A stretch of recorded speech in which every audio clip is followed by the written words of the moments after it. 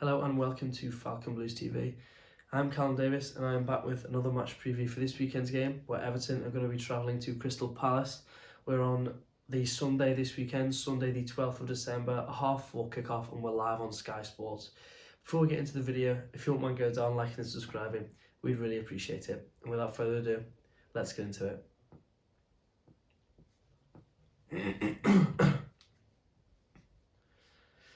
So obviously Everton have finally won a game. The 2-1 win against Arsenal at Goodison, and while it was a brilliant result, it means very little unless we actually build on a win.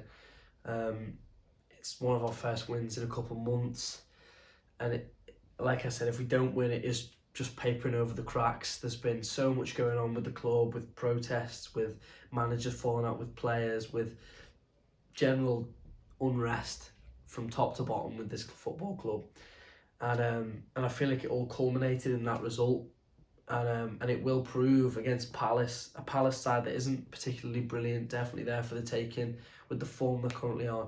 It will prove, where we're at and whether this is a turning point or whether it was just it is just a stopgap. Now Palace have, despite pretty strong start of the season, they've lost the last 3 games, so they're not exactly in glittering form compared to us anyway. And we, in recent years, always seem to do quite well against Palace. They've not beaten us in the last 13 attempts. So, and I do remember we've had some pretty good results over the years against Palace when they've been on good runs of form. So I'd expect us to get a pretty good result when they're in a poorer run of form. We also haven't lost away to Palace since 1994. However, we are winless in our last 5 away games, and I dread to think what it would have been the home games before we obviously beat Arsenal last week. We always concede first as well. In those last 5 away games that we've lost, we've conceded first in all of them, but the only saving grace, which I'm sure many of you watching will already know about, Everton have picked up the most points than any other team in the league from losing positions, which isn't really a trait I would have associated with Everton. Obviously, we went on a couple of runs a few years ago. I think it might have been under Marco Silva, where we just, if we went behind, we'd lost or drawn. We never ever would come back and win. I think the first time we did it in recent times was away at Watford. We did it a few times under Ancelotti, but I've never really associated Everton in recent periods, probably under Mashiri's reign, to be a team that has that kind of spirit. But it's nice to see that. It's just a shame that we do keep going behind. I think if we cut out going behind, get a little bit more solid at the back, then maybe we can actually build on this, what I think is a pretty poor squad, but we can actually build on something. Benitez seems to think it's good enough to push for Europe, and many people obviously question his knowledge, but I'm inclined to just hope that he's not just blowing smoke up and telling us what we want to hear, because everyone wants to see Everton do well. I assume the people who are watching this video, and if he's saying that, then I don't see why he would be lying. Injury news again, it's not great, but it slowly gets better every week. Mina obviously pulled up quite early on against Arsenal on his return, and it's unsure as to whether he'll be back in time. Obviously, we'll have to wait for Benitez's press conference for that. So whether he starts or not is another thing, but I think it'll be interesting to see whether he puts Dean back in the squad or not. There's obviously been some kind of falling out there with their quotes leaked to the press. So it's interesting whether he will put Holgate in and keep Godfrey at left back, or whether he'll just suck it up, put Godfrey at centre back and return Dean to the side. Davis and Rondon are obviously both still out with a knee, and I think it was a hamstring injury for Rondon. And then Calvert-Lewin is still a couple of weeks. I don't think we'll see him until the new year, unfortunately. Palace, on the other hand, only James McArthur and Ferguson are 100% out. At centre-back, Anderson is one that's probably a 50% chance of starting. For our benefit, I hope he doesn't start, because they're a much better side with him in the team. I think he brings the ball out really well. He's got a good pass on him. Big, solid centre-back. So we could do with him being out, but he might just make it a late fitness call. And in terms of the teams, like I said, the dilemma does come with the back four. Pickford will obviously start in goal, but then it is whether he brings Dean back into the side.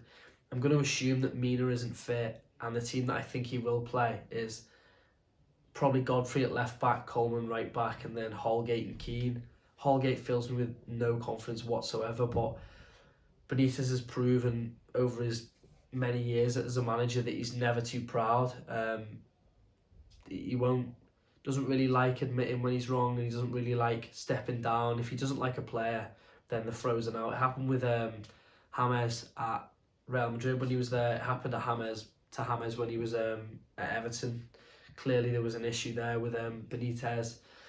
And I think he probably will keep Dean out of the squad for the foreseeable future until something really, really desperate happens that forces him back into the team. Obviously, I don't think Dean's been great the past year and a half, but I wouldn't like to see him leave, to be honest.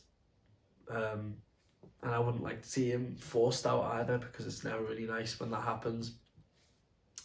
Obviously, Gomez came on and kind of changed the game against Arsenal, so you assume he'll probably do what most of the fans have been crying out for and start with a midfield three, so Gomez, Alan, Decore, and then the front three pretty much names itself: Gray, Townsend, and Richarlison. You could maybe swap Gordon for Townsend depending on what kind of a game plan you're trying to go with, because obviously Gordon's probably got a bit more speed, but he's a bit raw.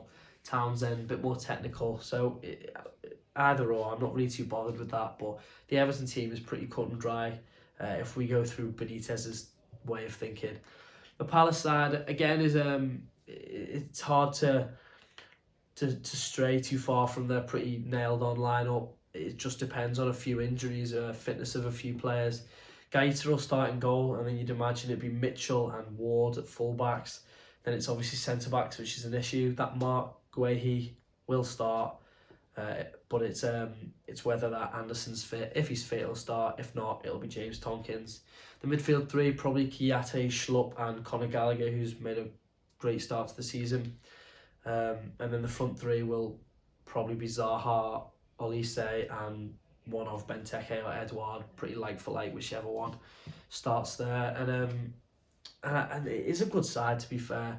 Nothing to set the world on fire, but it's just like a young, hard-working side, and I think it will come down to whoever wants it, because like I said, neither side's really that great on paper.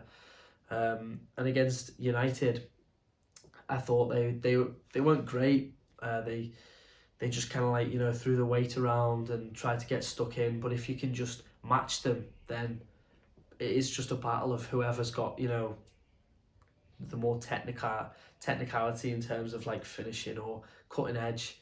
And you never know with Everton, really. It depends how up for it we are. So what does that mean in terms of the league? It is quite closely contested. There's only 2 points that separate us and them, a few places. And if we were to win, we could go as high as 8th. If they were to win, they could go as high as 10th. So there's not like huge movements in the table, but it's crazy to think that having not won in 2 months, that we could potentially end up in the top 8 after Sunday's game. Obviously that's results dependent, but it is crazy to think. It's crazy what the Premier League's like when you get from that top 4, top 5 downwards. It is just an absolute free-for-all, and you can send yourself flying up the table. And I think we really do need this win with Chelsea and Leicester around the corner, because I discount the Chelsea game, but Leicester is on a knife edge. They've not been great this season either, and it could really go either way. If I had to go with a prediction, I'd go with probably a 1-1 draw. I'd like to think that we'd nick it, but like I say, it will come down to whichever side wants it more. And if we play like with the kind of intent that we did against Arsenal, then you'd assume that will be us. But you never know which Everton's going to turn up. I guess we'll find out. You can let us know in the comments down below how you think the game's going to go. Thank you very much for watching, and up the Toffees.